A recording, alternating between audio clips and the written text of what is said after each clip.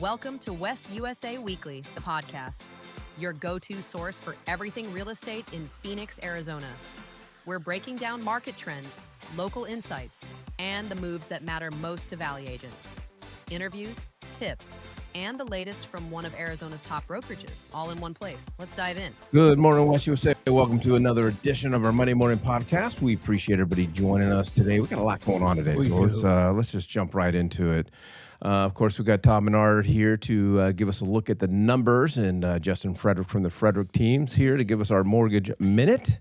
And then I'm going to just share 3 tips of just getting potential buyers to look at homes, people that just keep talk, and they won't go look at a home. I'm going to give you 3 tips on how to do it. And then we got our very own Alissa Pratt, top producer, the queen of the North. We're going to talk about how you can earn income. Oh, that's a good thing. By sending people up to the cooler weather. As always, if you got any comments or questions, please feel free to email us at podcast@westusa.com. All right, let's jump into the announcements. Tomorrow from 1 to 4 p.m., you can pick up 3 hours of general ed, a class, Elevating Professionalism in a Changing Industry. This is probably one I should take every month. Yep. Okay, so all right, the secrets of the MLS, a special class going on at the Goodyear office tomorrow. Oh gosh, I was there a couple weeks ago. Place looks awesome. Yeah, They did a really good job with that. All right, that's going on from 10 to 11 a.m. And as always, all of our events can be found on your dashboard. And if you're not with West USA and you would like to attend any of these classes, just go to westusacalendar.com. All right, Todd's got a virtual CE class coming up this Wednesday from 9 to 12, 3 hours of contract law. All right, AI for realtors. Man, I've been down with the old chat lately. I've been using it for everything. It's been great. Oh my gosh. Yeah, I was took a look at an off-market property that we're thinking about buying, and I can't figure out the year, the year for AC units and water heaters, all the codes. So I just took a picture of that thing, threw it in ChatGPT, and it told me. Broke it down for you. Broke it down for me. All right. Well, anyways, AI for Realtors class is going to be at the Surprise office Thursday from 11:30 to 12:30.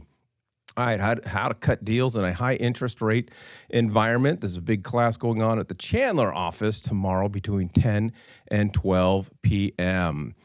All right, Justin, take it away, man. We're just doing coffee with Justin. We're going to do, we're going to have Jen Cucci there, appraiser, been appraiser for over 20 years. And we're going to be just going back and forth. It's really going to be a lot of Q&A. We did coffee with Justin last month, appraisals from a lender's perspective on how we see it. And the Q&A was significant. So we had to cut it off. So we're just going to continue it over. Please come join us. I feel like everybody learns quite a bit from these Q&A classes. All right. Yeah, and I would say anyone who's not yet been able to sit in a class where Jennifer Cucci's talking about appraisals, you should do that. This is open to everybody at West USA, so it doesn't matter where you are in the Valley. I would make the trip over to Surprise. Yeah, so, that'll be at the Surprise office. I'm waiting for the Cocktails with Justin version of these classes. Nick and Clint shut that down, Yep. you know?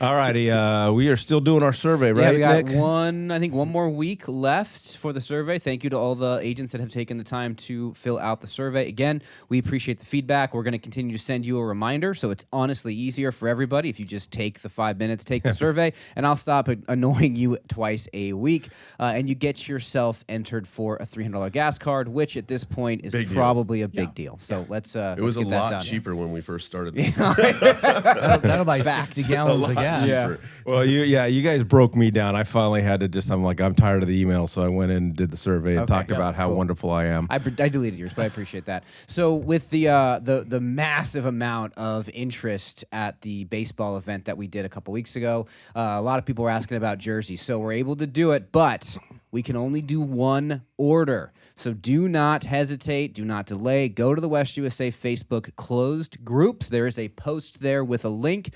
You have the opportunity to get a custom jersey with your name on it. If you don't, you can get a standard jersey. Make sure that you double check all of the I's and the T's. We're not going to check your name for you. All sales are final. Order gets placed on April 3rd. If you do not have your order by April 3rd, I am so sorry. You are going to miss out on this fantastic opportunity. All righty. Wow. Wow. That was mean. Also, that was a little harsh. Well, because we have a lot of people that are excited, but I love our agents. Sometimes they procrastinate, and then they get real sad on April 4th when they email me and say, where's the link at? Also, just want to say one thing real quick. Bear down. U of A basketball, regular season champions, Todd, take it and away. Big 12 Give us a look at the champions. numbers. We don't want to hear it. Yeah, I guess give us a look at the numbers, Todd. Well, congratulations, Nick. But Thank you. I think we'll have to delete that part. Okay, just because there might be some ASU fans out there. Just a few. Just a few. All right, everybody. Thanks for joining us today. Today we're going over the Greater Phoenix Metro market stats for the week ending March 16th. Let's take a look at the numbers. 80 days on market this past week. A month supply of 4.22. Absorption rate at 23.72. Average list price this past week, $787,260. Average sale price this past week, $633,270. And our list price to sale price retention at 97.45. Active inventory, another shot in the arm. We're over 26,280 available properties. Pending is sitting at 5,071. We're going to talk about that. Closed units for the month to date, 3,016. New listings taken this past week, 2,377, down just a little bit from the week before. Days on market for active is at 92 and for closed at 80.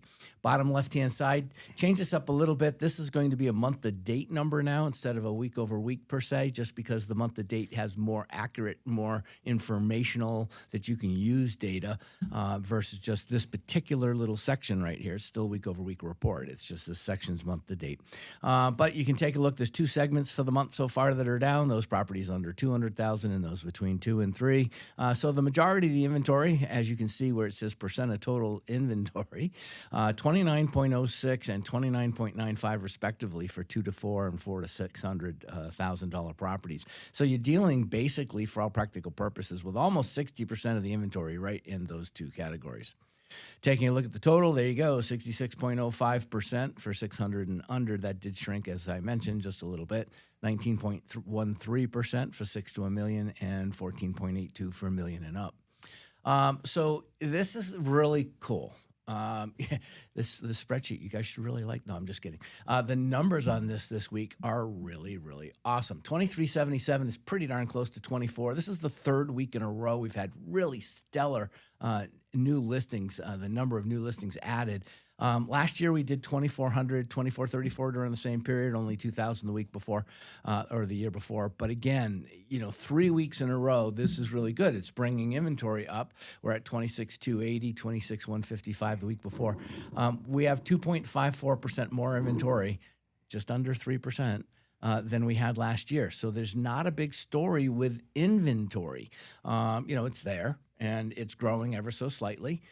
It'll more than likely continue to grow unless you do something like have 5,000 people pending at any one particular time. Again, we can go back last year in January, February, we had some pretty stellar amounts of people in the marketplace, like almost 6,400 to 7,000. So going basically from 4,000 into the 5,000 number, I'm really just hoping this sticks. If it does, this is going to be the fact that people are equally as confident for 2026. 2026 has been told that it's going to be kind of a moderate year. So again, we need all the buyers in the marketplace we can. Looking at closed inventory, again, you're sitting at 3,016 for the month. That's up from last year and just about the same as 2 years ago. So again, the closings aren't being affected. The new listings aren't being effective. We have some more buyers in the marketplace that could change things week over week. We'll keep taking a look at that. If we have a few more buyers in the marketplace and get close to that 6,000, we're going to slide into a seller's market again. We're already at 4.22. We're down from 5.65. Again, it's just paying attention to the numbers. That's what we do. 465,000 is the median sale price. 460 last week. But again, just slide your eyes a little bit to the right there. It's 475,000 last year. So when I tell you that the median price, the middle of the market of what's closing, is being consistent, that's what I'm talking about. And it's not growing. The prices aren't getting out of hand still, at least not at this time. But if we do have those 6,000 buyers in the marketplace, you can expect that to increase. 97.45, another strong number versus last week. That means that sellers are giving up about 2.5% from the list price that they're at right now to the contract price that's in the offer that was accepted. And again, those numbers are important numbers. You've heard me articulate about that over and over and over again. I probably will in a couple of weeks, but I'm going to give you a little vacation. So those are the numbers this week. All right. Appreciate it as always. All right. So we're in a war. Yeah. Well, so how's that? How's that we're working talking out about for us? resources right now. And we were just talking about gas prices, and that's been playing a huge role in what we're seeing here with interest rates. We've seen interest rates go up significantly. I mean, 0.25% just from last week when we were on here with these numbers. So the last 2 weeks, we got hit hard from the morning we woke up till now. So we actually, the bond market looks solid this morning. So let's hope we can continue down that road, kind of figure out where we're going to get our oil from and go from there. So but at the end of the day, we still have VAs, FHAs are still in the 5% range. They're still great rates, guys. They're still great rates. So we got a lot of people calling in. So we're going to talk about construction today. We've been having a lot of phone calls about land acquisition and construction. So I just wanted to bring this to all the agents out there. There's not a lot of lenders that do construction loans. Majority of your big box banks don't touch them. They don't have the means to do them. So we're going to just talk about them. There's quite a few lenders that are in the Valley that have them.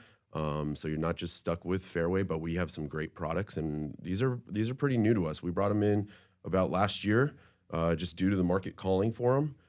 So we're gonna talk about these guys. So one-time construction loan, what that means is construction to permanent financing gives realtors and buyers a powerful edge. Buyers can finance land and build and permit the loan in one closing.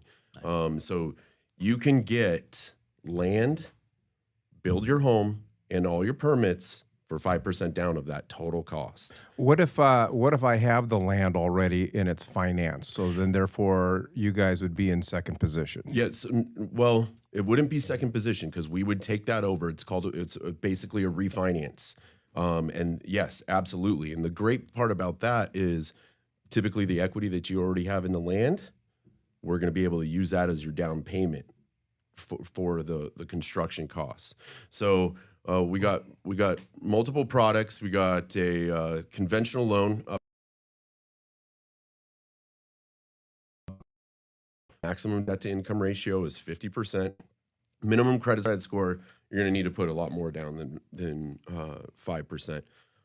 Also, with these construction loans, you're going to need to have reserves. That's a big deal when it comes to this. And what I would say is you're probably going to need to have about 15% reserves of your total cost. Now, we can use 401ks for things of that nature, stock accounts. So don't just think that we're just looking at your bank account. The VA construction option is great. I mean, you can do a zero down financing for $1 million or $2 million, but we can do loan amounts up to 2.5. VA construction loans are incredible. Interest rates are great. I don't think a lot of vets know that they have that opportunity there. I'm not sure I like the VA funding fee at a $2 million loan. No, right? Yeah. Now, here's the thing: is there's not many lenders that offer VA construction or VA renovation. So keep us in mind if you're ever in search of VA construction. Why this matters to real: open doors to buyers who can't find the resale inventory, expands geographic and property types options positions in you as a solution-based agent. Yeah, I mean, there's a lot of properties out there on the market. We've seen it, and there's people that just can't find what they want. And construction's always one of those products that you can go after to help them get what they want. I think one of the largest things on the prior slide was the one even before this was that it is for second homes, investment properties as well. Yeah. So it's not just primary residences. So if you've got imagination, maybe now's the time to think. Yeah, and there's been a lot of questions about building 4-unit properties. I don't know if there's a need for it, but I feel like there's probably a demand for it, especially in the northern part of the metropolitan area. Get some 4-unit properties. I mean, with rent as high as it is, I mean, this could be a really good investment for you to pull in some ROI. All right, so a quick question on this. So, I go out and identify a piece of land, and I got to move on it, but I don't have architecture yet, and I mean, what do I have to like before we go through the loan process? What do I need to have in place? Honestly, if I was I've done this myself. If I was to do this again, what I would start off with is have a plan for a home before you start searching for land. Get your home, get your architecture done. Possibly find the city that you want to be in. Get your stamps done for your permitting. Then find your land. Do a longer due diligence period so that you can get your land tests done, your ground tests. Have a civil look at it before you acquire the land. There's a lot of things that you don't think of that can cost a lot of money, like the utilities that aren't there. Yeah. If you have to run a sewer to your property, it's insane these days, especially in the city of Peoria. You're going to have to backfill sewer with concrete, slurry, and that's very expensive. So I would consider properties that have the hookups all right there. Sometimes these properties without any utilities look great, but that can boost your costs dramatically. If you don't have hookups and you're not required, look into what septic systems cost and what it costs to install. But I would probably already have your builders picked out. I'd get pre-qualified, go through the steps so we can connect you, make sure you have a builder, and basically have a full plan of what you're getting into, and then we can figure it out based on the land, because it's going to be a lot you're going to be going through once you find that land and start the construction. Typically, your construction period of time is about 12 months. So that's getting permits, that's, ground up. So what I'm hearing, the answer to the question, what do I do before I get into this process, is just call Justin and have a conversation with him. Yeah. I would. Well, I yeah, would. that's a good I mean, point. it's an extensive conversation. There's a lot going on there. And majority of the people have never done it before. Yeah. So, All right, Justin, good stuff. I Yeah. appreciate it. Thank you, There's guys. Justin's contact information, and Justin's been doing this for months, and we finally figured out the slides, so we didn't have anything messed up this time. I think we figured out the problem. Hey, but you did a good job today, Mikey. I'm proud Thank of you. you. I appreciate it. All right, let's jump into the 3-pack. So we all just have buyers that are just they haven't even gone through the motions of talking to the lender yet, and they won't get in the car, they won't go look at houses and so forth. And so years ago in our team, we've implemented a couple tricks of getting potential buyers to look at homes, because if you can get them out looking, that's half the battle. Yeah. So first one is, I love focusing on new builds. And so what I would do is you've had discussions with these buyers. You kind of got an idea of what they're looking for: bedrooms, bathrooms, pools, whatever the case is. But you just haven't been able to get them in the car. So pick a new build and just go invite them on a Saturday morning or whatever the case is. Let's just go look at one model home. We're just going to look at one home. We're not going to spend a lot of time. I know, Todd, you're not buying right now, but I just want you to see what's out there. But tease with rates. So, like I have here this example. This was we all get these from the builders. But this was the subject line: 3.75% rate lock with 1.0 buy down and 1% closing cost credit. That's attractive. Yes, it is. Hey, so let's go take a look. What if I could get you into, you're one that you're going to have, 3.75% interest rate. Let's just go look at one model, because what we know, Todd, and you and I have done a lot of new builds together. New builds sell themselves. Yeah, absolutely. I mean, everything. I mean, just think about it. A resale home, you move in, somebody's lived there before. You ever lifted up a carpet and looked underneath, that nice light I lifted up my carpet, silt? and that was bad. Yeah. Well, that's exfoliated skin. Yeah, that's what you want, is your baby crawling around on your and your dog's Todd made it skin. funny. Yeah. That was Well, funny. no, but it's legit. So, we used to talk about this years ago. You brought it up. You said years ago, we've been doing a lot of new builds. We certainly have, hundreds. And so I can tell you that that new builds are a tricky thing. And the nice thing is that you've got the person on site. So if you're not good at converting people, you've got the builder's representative there, and that's their job. That's what they're going to do the moment they walk in the door. They're going to use every single sense that consumer has. And I don't mean common sense. I'm talking more about, smell, sight, touch, and they're going to walk you through. If they think that this is even a possibility, they're going to get up from their chair and they're going to walk you through that model home. And if they don't, you should ask for them to do that and help you do that. There are some small tricks of the trade that if you use them when you first walk in the door, the builder will respect you. They really don't like resale agents unless you are there and have been there quite a few times. But that's common with really anything. But new builds are a great idea, Mike, because it removes 90% of the stigmatizations of a resale home. You get the brand newest features, you get the best insulation, you get the best products. You're not buying a 30-year-old hot water heater. It's brand new. It might not last 30 years, but you got some brand new appliances and everything, and you can negotiate even refrigerators with the builder. So, well, you're in a controlled environment too. Yeah. I mean, these spec homes, this situation is set up to be able to walk through buyers through a nicely built out, set up, staged property. You get them excited about the opportunity to go and look. And I think I've heard Clint Fouts make this point to many agents for a long time. When you've got buyers that are on the fence, go start walking them through new build communities. So I'm not sure if you stole from him or he stole from you, but I love this point as a great way to get them off the bench. Well, Clint's not here right now in the room, so he stole from He me. is listening though, so he'll be here in a second. But if you're going to do this, have the new build talk with them Yep. Yes. about do 100%. not go into new build. I'm going to get you really excited today, but don't do this without me, and really walk through those dangers. Well, this is kind of, if you're following the NAR requirements, and you're getting a buyer to sign the, agreement to show property or an exclusive buyer broker, which is what you should be getting. You solved 75, 80% of those particular types of issues. But do. It's a good point, Todd, because in order to do this, they do need to sign a buyer broker agreement. So now you've got them practicing signing something. Yep.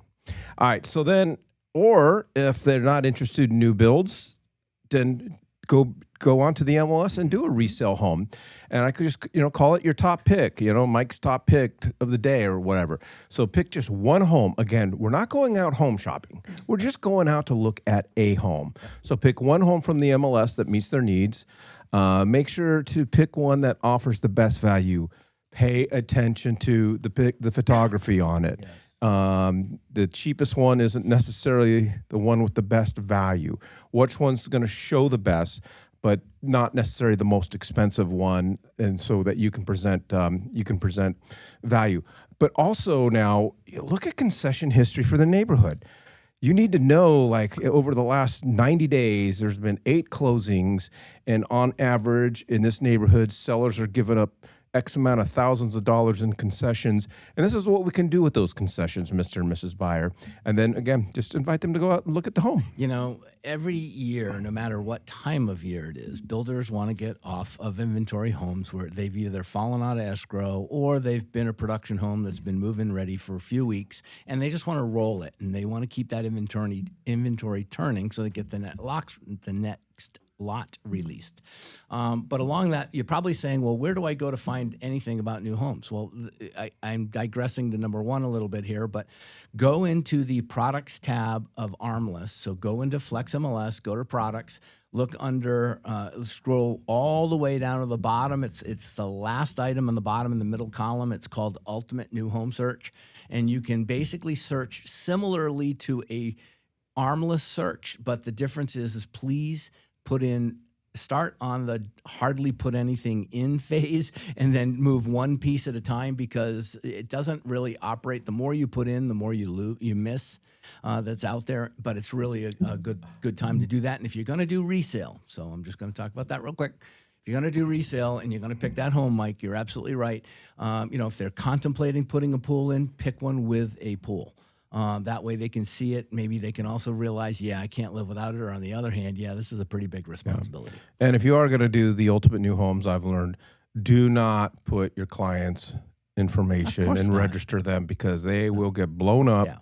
Anyways. Yeah. I think the number two would be a good opportunity to have them on your system. So your mobile app, that gives you the insight into what homes they're searching for consistently. Whether they're looking with you or not, you can see what homes they're touring online through your app. That gives you insight, even if you're not able to get them out in the car. So that might be a way to leverage your systems to see. And then when you do pick that home, oh my gosh, you're checking a lot of boxes of things that we've been looking at online without really talking to you about that. So that's a nice way to kind of segue. So I did this about a year ago. True story. Had a young gentleman, vet, and Ryan and I had been talking to him for years, and just couldn't get him to do anything. And so we started at cocktails. Surprise. Yeah. So that always gets people out. And then we said, hey, let's go look at a couple new builds. And he goes, okay. So we go out, loved him, got really excited. Turns out it was more money than he wanted to spend. So then we ended up at a top pick on a resale, and he bought. But the point of the matter was he got excited by getting into the car. So that leads to point number three. Get them used to the process, or getting them used to the process can be a difference maker. Practice, practice, practice. Getting them into the car can go a long ways. Going out and even just looking at a home. They've done it. Signing a buyer-broker agreement. They've actually signed something. And it can remove a lot of emotional barriers, and we're not putting pressure on them. I'm not even making them talk to Justin at this point. I just want to get them to want to look at homes. And then if they go out and they want to look at homes, then maybe they want to buy. And it provides you the opportunity to shine, to now share your knowledge of the market and your negotiating strategies and so forth. Yeah, another thing too is constantly sending them a specific home. Now I know our CRMs do this, MLS does this, but I'm talking about each week, just because it's what you should be doing anyway. You should be pulling the least expensive 3-bedroom home out there, the least expensive 4-bedroom home out there, the least expensive 4-bedroom, 1,800 square feet and higher, so you get a 10 by 10 or 10 by 12 bedroom, secondary bedrooms. Then go into maybe specialties, big box homes or golf course properties, so whatever you think you like. But where I'm headed really with this is, if they're looking at 4-bedroom homes, when you see a really awesome deal on a 4-bedroom home, if you're excited, if you think, oh my gosh, this is a really good buy, that's the house you send to the client. Yep. And you say to them, hey, you know what? I don't send you a bunch of stuff. MLS does that. But here's the thing. You need to look at this particular home. And you know what? If you'd like, even if you're not ready to, and you can say that, that's okay. Even though you're not ready to do business today, I'd like to take you out tomorrow and show you this house. Yep. Yeah, I think number three, I mean, the emotional barrier of purchasing a home is a terrifying aspect for a lot of people, especially if they've been renting their entire lives. Putting that money down is scary. It's a huge decision, and that's what they're doing. They're making a decision. So you getting them ready to the process, them building trust with you, gets them to be okay to get into that car, to go walk through that home, because that could be the thing that's paralyzing them from moving through, is just they're not ready to make that step. So walking them through it, being a consistent guiding light, not being forceful, just being there as a resource, as a support, gets them to trust you. And then when they are ready to go and walk through that home, you're going to pick you to do that. And now you've got that relationship built forever because they've trusted you through this process. All right. One thing I've learned in life is that you can ignore your spouse, you can ignore your kids. I ignore Nick all the time. Fact. You cannot ignore the IRS. If you are investing in real estate and or you work with people investing in real estate, you need to understand the new FinCEN law. That's already gone into effect.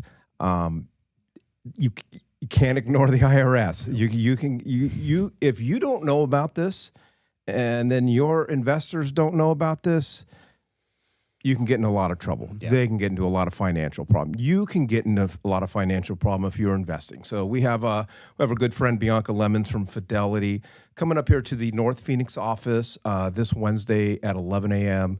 It is a just simple 1-hour class, just understanding some of the ins and the outs of the FinCEN law.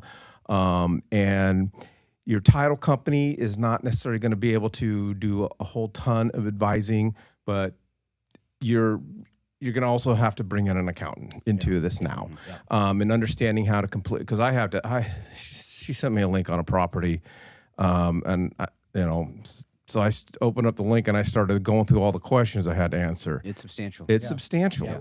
And I've been through 2 of these talks. I'm excited to see Bianca go through it. People are a little bit confused, especially those that are working heavily with investors or people buying out of trusts or LLCs using private money. Sit through this class. Even if you've sat through one, I would recommend sitting through another one. Again, the liability is mostly on title, but you as the agent need to understand what questions you need to be having a conversation with your buyers. Yep. All right, so that's going on Wednesday. All right, let's talk about something fun because I do not like talking about IRS or taxes. All right, I don't want to introduce. But we like making money. We do, but I still don't like it. But that's what Alyssa's going to do. She's going to help us make money. That is true. The IRS just, you just kind of just have that initial anxiety when you hear the word IRS. All right. I want to introduce everybody to Alissa Pratt. She is whom I refer to as the Queen of the North. There is not a town or a city in the northern part of Arizona that she doesn't work and doesn't know about. So, but specifically today, we want to talk about the White Mountains and the opportunity. If you know about the White Mountains, you might have a lot of clients who are looking for second homes or short-term rentals or things like that. You need to have a contact. And so this is Alissa. Alissa, good morning. How are you? Good morning. Doing great. Thanks for having me, of course. I'm Boy, did I mess up this slide. excited to, that's okay. It's called a tease.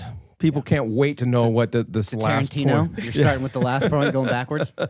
I do the best I can. I was so focused on Justin's slides. So let's kind of jump in, talk about the White Mountains, talk about you, and then we'll kind of get into some of the strategies for the White Mountains. All right. Well, I am actually born and raised in Pine Strawberry, Arizona, and it started early. I didn't realize being around a dad who built homes from scratch, buying land, moving from, the trailer once it happened, that we could move in before winter, be in the house, get it ready, and then resell and keep doing it. It was... it's almost like being in the military. Yeah, it was pretty unique getting up there sometimes tarring a roof or helping understand what a septic is, even where we have to put it before we make plans. And, as I got older, the legacy continued, and my brother now builds in Heber Overgaard and does a lot of properties there from start to finish. So I've helped him along the way as well, buying land, knowing exactly kind of branching off what, your life and everything dad. you learned taught you. Everything. Yeah. But the biggest thing is, now even my other brother is a president structural senior engineer of a company here in Phoenix. So resources for clients have been in my hands ever since I was born and didn't realize it. So when I decided to start selling real estate from getting out of college at NAU, again, Northern Arizona, and why I'm kind of familiar We are with just a little flanked bit by just, this is not good. We got U of A, NAU, and we're stuck in the middle, Todd. I know. Well, ASU's great for a lot of sports, just not the trees and the cooler weather. Yeah. So that's kind of why I liked going back to my hometown. My experience up there, it became part of my profession. Didn't realize it was going to be my niche. A lot of even agents in Phoenix came to me and asked for help because of my knowledge of structure and septics, water is a huge deal in Arizona, as we all know. Definitely a little different than this desert. So when it came to choosing kind of where I love my passion to be, I didn't want to really stay in Pine Strawberry. No offense, everyone that loves still living there, but I needed a change and I wanted to grow. I knew a lot about Sholo as a kid, just not business professionally. So when we talk about the White Mountains today, the biggest thing obviously people love is the lifestyle, the cooler weather, the hiking, the biking, the skiing, the lakes, everything we have, but the water's the biggest thing that makes White Mountains unique. And I say this because the ground aquifer we have has been one of the most sustainable throughout decades in Arizona. And the water is good. Yes. I don't ever drink a bottle of water up there. You know, we got a place up in Pine Top, and I just get the water out of the refrigerator. I don't care if it's got a filter or not. That water is good. Yes. It definitely makes a little difference when it comes down to even Pine Strawberry has been growing since I've been a kid, and unfortunately now we have a water moratorium. And so understanding what areas are different depends on the client. You know, some have to stay looking at Flagstaff, which I'm great doing that area, being in college and having my own place, but it's getting saturated. And Pine Strawberry now, if you don't have a water meter on your house or land, when you go to buy it, you're on a wait list, and it's about $10,000. And it's not a list that just goes away. It kind of reminds me now of the hangars, trying to find one when I first bought the plane, you know? Yeah. So it's a unique thing that certain people from here come to me and ask for help and what can help make their clients understand it a little bit better. So there are a lot of people, because I remember I was about 25. I was about 23, 24 when I first moved out here. And we had some friends that had a place somewhere up in the White Mountains. I'd never even heard the term. And we're driving up there. I'm like, there's pine trees here. Like, I didn't know that Arizona had pine trees. I'd never been to Flag before or anything like that. But a lot of people hear the White Mountains, especially we're doing a huge event up there. When are we doing that event, Nick? July 24th, I believe. So what is the White Mountains? Like, how do you describe? People go, where are the White Mountains? What is the White Mountains? So White Mountains, most people might be familiar with the Mogollon Rim. It's one of the longest rims that stretch across from both sides of Arizona, almost all the way over to New Mexico. The White Mountains is an extension of, obviously, the terrain of cooler weather. So it is a 3-hour drive, worth it every moment. The 87 is an absolute beautiful scenic route, as well as the 260. You start climbing the rim, you have the snow, you've got lakes right there, you've got scenic points. And then once you start branching off that rim, you get into the White Mountains, which, again, does have tall pine trees. It's a town that's similar to Phoenix. It's got a lot of resources, hospitals, even an airport where you can have daily commutes, not just in a small plane, but we got Contour that helps people get around. So that makes it nice. It's just a different, slower lifestyle. But living in the mountains, the peace, the trees, being among all the outdoor activities, you definitely have to love being outdoorsy kind of person. Yeah, so let's talk about the draw to it. Because, like, for me, when my family, my wife and I, my family, my kids don't participate financially into anything that we do other than except sucker money, is, you either got Flagstaff or the White Mountains, kind of. Those are the big ones. And for me, I just described, Flagstaff's great. It's got skiing. It's got the pine trees and so forth. But at the end of the day, it's a college town. And absolutely. I don't feel like when I'm up in Flagstaff, I'm in that small country town feel as I do when I'm up in the White Mountains. It is a little bit further. But there's also different ways to get in and out when there's a major accident or a fire. Flagstaff, that's not the case. You got the 17, and that's really about your only option. But I love the White Mountains just because it is that country town feel. And there's just so many great restaurants, so much live music. My wife likes, art, so she likes all those fairs and things like that. But what are you finding some of the draws to the White Mountains? And why should every agent go up there and check it out? Yeah. Honestly, well, one, especially right now, I know it's been heating up. So people do love the cooler temperatures. If you like golf, that's great too. Growing up in Pine Strawberry, it was a secret town. No one knew about it. I had Fossil Creek kind of all to myself on the weekends. And over time, just like you said with Flag, it's overpopulated. It doesn't feel like not so much home, just a busy town. Where when I started working and looking at land to even build my own house, I felt more at home again. I felt peace. I felt the lakes, things that I enjoyed, horseback riding, hiking. Everybody was super sincere in the town. Just the fact that I could get out reminded me a lot of NAU. And that's kind of why I chose NAU over ASU, is just being able to go out, read a book, sit by a tree, feel in the nature, have the cooler temperatures, the drawbacks of everything from, the drive is worth it. I mean, yes, once I get there, it's hard to leave 2 days later. Most people now, especially since COVID, I've noticed a lot more people being remote. So it's not just the weekends anymore. You'll see it busy Wednesday, Thursday. People are getting up early because they can. So most of us who are listening right now are in the Phoenix metropolitan area. I'd say the vast majority of our listeners, not everyone, but the vast majority. And so we have it. We all at this point, if you tune in every Monday, should have a decent idea of what the market looks like down here.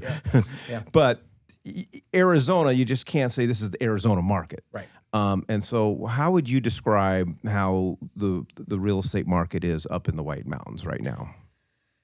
Well, right now is the perfect time that a lot of sellers are starting to put their houses back on. So it's kind of the difference of here where we call them snowbirds, right? We have a lot of properties during the winter that I most likely recommend, if you're not up there or getting it checked on a lot, to winterize them, which is one of the key things to understand about up north is a lot of the stuff that goes with it environmentally. But the second homes are a big lifestyle for a lot of people here in Phoenix. It's a easy, quick drive for the weekend or during the week. It has more of like the Airbnb or short-term rental investment desire for the fact that you can go when you need to, but then still offset it for other people when it is summer, because we do have great golfing. We have the lakes, we have car shows, all the music. Yeah. And then during winter, we have Sunrise. And Sunrise is actually year-round, which is very nice. They've got the mountain bike rides now and everything else. But the market as far as second homes and short terms, I mean, second homes do play a major part in Arizona. We do have a lot of us locals and regulars that stay there, but it is different seeing it during certain parts when they're away and the snowbirds come back. So, like I said, many people buy them to escape the heat. I have people who even come in from California or family just because a lot of people are around and it's hot in Phoenix, so they've been buying more up north, and their kids are going to college or something. That retirement for the hospital, that's a big one there. Yeah, I just want to plug that a second to just let everybody know of all the different markets we have surrounding the greater Phoenix metropolitan area. The one that you are, quote unquote, probably operating outside of your expertise in is going to be if you go up into the White Mountains. Maybe somebody could say, well, it's similar to Happy Jack or it's similar to some areas in Flag. And that may be accurate. But, I'm cautioning everybody. I know we love to do this. Go up there. Sure. Go up, rent an Airbnb, stay, see what the lifestyle is all about. And if you have the ability to communicate that desire to the consumer, great. But please don't go try to do the business yourself until you're either familiar with it or you've lived up there and now you're not, or something along those lines. But please, this is, of all the markets around our area, Show Low, Pine Top, Lakeside, Heber, Overguard, those are our most dangerous markets for an agent to go up there and try to do business. Yeah, so and a good point. We're gonna also kind of get into some of the specifics on that. But kind of going back to the market, does it follow the same cycles as down here? Are we what are we expecting this summer as far as home prices? Was last summer a little bit slower than usual? The White Mountains actually are kind of like the pine strawberry secret now because maybe the distance, right? But when I do have a lot of investors come to me or second home people that have the fluctuation and are not required to stay in a certain area in even any part of northern Arizona, I go over what are you looking for? What is the end goals? Because at the end of the day, unless they are like picked on a certain area for certain reasons, I have found White Mountains have more opportunity for single homes, investments, or the second homes that would, I guess, bring more people there at a price compared to a saturated market like Flagstaff Right. or Pine. I mean, the prices are better. Yes, you're still going to find some of them if they are updated, very clean, and a bigger land, because land's a big deal. The property size is big, depending where you're at in town compared to Rainbow Lake or Pine Top Country Club. It's the amenities that we have up there in certain areas that do desire, but you do find a little bit more of a cushion of a smaller price, I should say, in the White Mountains at Heber compared to. And it's been years since I looked, but when we got our place and we were actively looking, I found that if I took the same property and just put it in the middle of Flagstaff, that in Flagstaff it would be between $100,000 to $125,000 more. A big sticker shock. Yeah, and so that was one of the draws for us because it was a lot less expensive, worth the extra hour, drive and so forth. So it's a great option for people. It's just a lot of people aren't familiar with it. And then back to the wintertime, for us, we use it year round. I mean, because we love going up there during the wintertime. We love the snow. We love the fireplace, and we burn the crap out of that thing all day long. But I think the skiing's better. Well, we have 3 peaks. I know that when I went to college, actually, I taught snowboarding at NAU. So I got to see that mountain grow and change a little bit, but they weren't blowing snow, which helped, obviously, the first sunrise. But we do have the second biggest peak in Arizona, and the coldest climate is outside of Alpine. It's Lake Holly and kind of right outside of Sunrise. So that being at like Mount Baldy, I think it's 11.6. Don't quote me. I think maybe 11.4. But it helps with that snow staying on there, where as of like Flagstaff, that sun hits it directly, that wind blows it off instantly, and they don't have as much of the snow as we do. Even from, let's say, Show Low to Pine Top, it doesn't feel like a different elevation when you're going from one town to the other. But if you've noticed, then you'll see it raining in Show Low, and it'll be snowing, and it could be 12 inches in one night where Show Low doesn't have anything. And that's because it's only like 45 minutes from Sunrise in the main part where we do get the best snow. Yeah. And that's a great point too. And so when you're talking with people, like when I'm talking with people who are interested in the White Mountains and my knowledge base really is only Show Low, Lakeside, and Pine Top. I would never go out to Happy Jack or Pine or Strawberry to do any type of real estate, but I've done enough real estate up there where I'm pretty competent at it. How much snow do you like?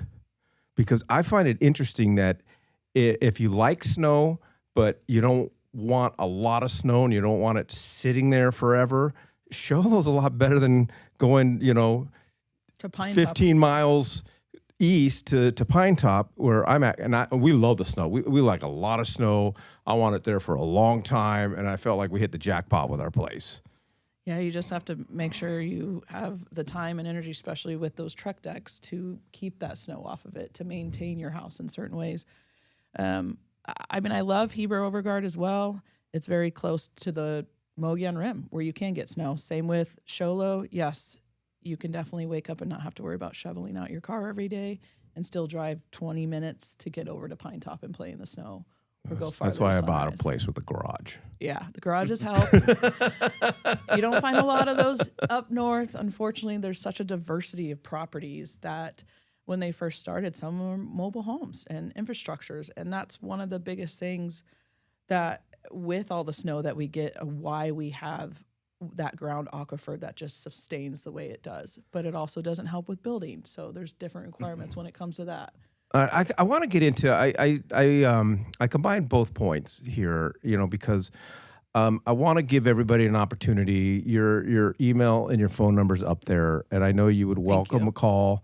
And hopefully I got it all right. Yeah. Yeah, I Great. don't always get them right. If not, they'll call the broker, and But we'll talk about it in a minute. What's the process? I want to reach out to you. I want to have a conversation with you. I want to understand how you're going to take care of my clients, and then when I have somebody to refer to you, what does that process look like? But this is kind of where Todd started alluding to the key dangers for agents who aren't familiar with the area. What are those dangers? When you're representing a buyer or a seller, because first of all, not even the dangers. You got to join another board. yeah. All right, and they're not cheap.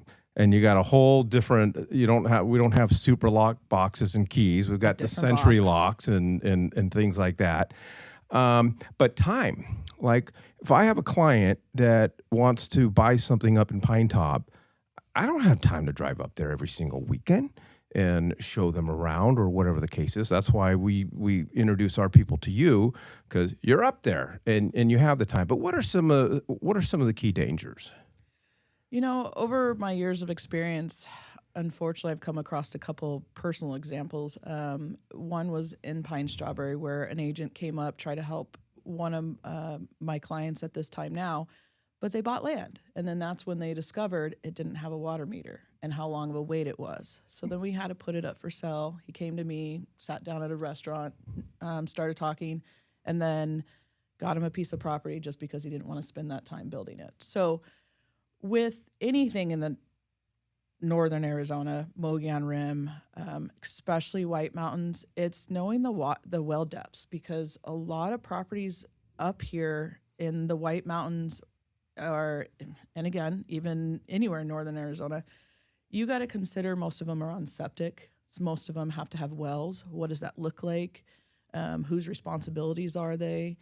When it comes to inspections and knowing what they provide, how big the tanks are, what type of tank, can it perk? I mean, even with land, buying raw land, you got to know the easements, the setbacks, how much they cost, what is the right size for your building. And then from there, obviously, it becomes just accessing certain areas, easements, if they're not in place already. You got to think about firewising, which is a big awareness now. Thankfully, we started it in Pine Strawberries, like a big firewise through the community, where we would do like ready, set, go. And they would fill out online. We had these little things where you could take classes, learn how to keep your building safe, not just for you, but the community, for neighbors near you, especially when you're not around. So then that comes down to even insurance. Insurance is huge. A lot of people, the minute I get a listing, I call a couple of my insurance providers up there just to get different rates, make sure that it's covered, because I've had even own agents come to me and say, hey, we might have to cancel because we've called 20 people. Their own insurance won't cover it. What do we do? And it's just knowing the right connections and being involved in the community that helps bring resources together for things that are very different up there. But it definitely is coming down to the firewising, the wells, the septic, and with single people that are not single people, sorry. Hey, second how you home doing? people, either way, well, you got to learn somehow. But I mean, second home buyers, if you're wanting to rent it out to people, I always try to get them the resources to understand the difference between even a conventional to an alternative septic, what the structure it is price and maintenance, along with, are you sharing a well with someone? Are you sharing a septic? Do you have those right addendums in place? Are they filed with the county? Where is those septic? They could be on another property. If that gets sold and someone sells it and you're not on that addendum, you now lost your rights to a septic. I've had it happen where I've had to stop a sale and extend it for things like that.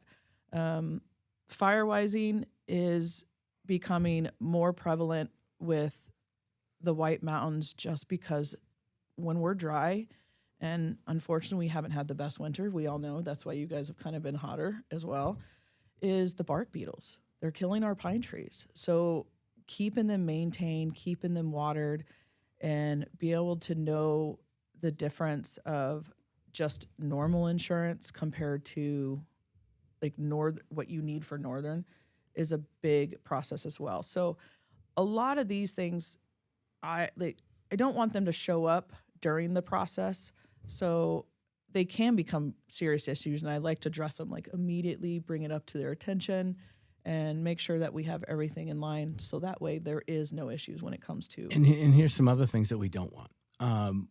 If you are a Valley agent and you pick up the phone and you call a Northern West USA Valley agent and White Mountain agent, and you say, hey, can you open this door for me? Hey, can you do my job? Basically, is what you're saying. And the answer is, there's your first clue. You have no clue what you're doing. You shouldn't be asking them. You're either involved or you should refer it to somebody up there that can do a full job for them. It's really respect, and it shows that you're a person of not only good character, but you're a professional, because professionals know what they know what they don't know, and they know the difference between the two, and they refer out the people they do. You got the metered water issue, you got the tree thinning issues, you've got the perk test issues, you got radon issues, all these things, snow load, all these things are different than we're used to down here in the Valley, and you just don't belong there, to be honest with you. Yeah. All right, I want to get into it. I want to wrap this up, Alissa. Okay, I like you. I think you're a great agent. You are obviously a top producer, but why I would refer people to you is, I'm telling you, it is the White Mountains. They just march to the beat of their own drum. It's almost like being on island time. Like it just. People aren't going to call you right back, or and so it's just everybody. It's just copacetic up there.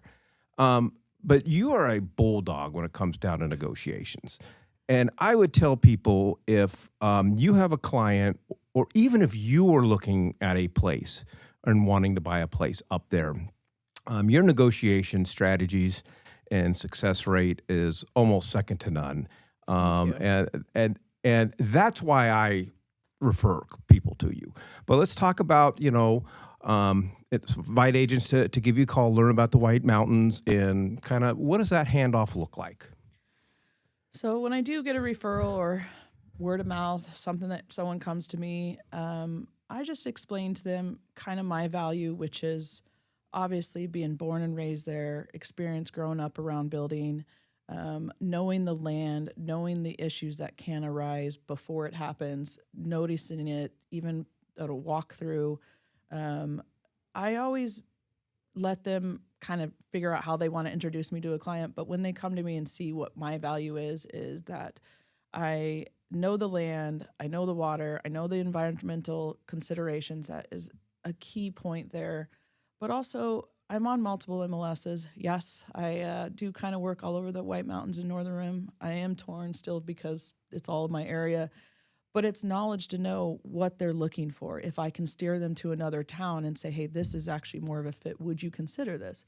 Kind of like if someone wants, and I think you guys talked about it too last week, it's like having I want a 3-bedroom or a 4-bedroom. Well, what if I found you that at a better price in a great town? Would you be willing to look at it, locate in a different area because of stuff? And I'm on multiple MLSs to be able to have that exposure for not only for the buyers to have other agents that are posting listings inside of maybe the White Mountains, but also vice versa, like for listings, be able to be exposed to second home buyers in Phoenix, or be able to network with other people that are around our state that aren't aware of the White Mountains and what we offer. And the supply and demand is a lot bigger than what you find again at a sticker price shock Flagstaff or Yeah. Pine Strawberry. Yeah, and that's the other thing. If you're going to take a listing up there, you got to be on that other MLS. You got to be up in the MLS up there. I bought a property. Ryan and I bought a property up there. Lady just got desperate. She couldn't sell the property.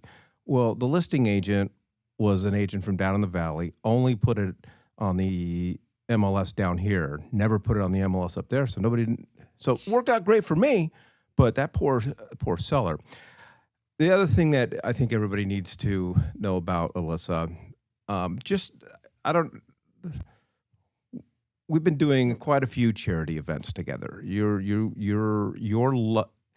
It's not even that you're from that area; it's your love for the area, and what you do to give back to the community is absolutely amazing. And we're fellow Moose. Yes. I love the Elks. I love the Moose. It became a big event when they even asked, why would I want to join? I said, well, I grew up kind of less fortunate as well in Pine Strawberry. And to me, I've been roaming this rim since a child. Why would I not finally be able to be in a position and give back, even if it is just hanging out at a golf course, doing a hole for them. And again, your Friends of Freedom was amazing to go to. And just seeing the smiles on people's faces and working together to help a community. All right, Alissa, I appreciate it. Alissa's information is up there on the screen. Everybody should have this, a connection in their back pocket. This is a conversation you should be having with all your clients. If you thought about a second home, if you thought about, expanding your real estate portfolio. So having a great contact like this will help tremendously. Well, Alissa, thank you so much for your time. Thank you. Is that today? No, that's tomorrow, St. Patty's Day. Yeah. Yes. Time for Nick to shine. Never iron a 4-leaf clover. You don't want to press your luck. Go out and sell a home.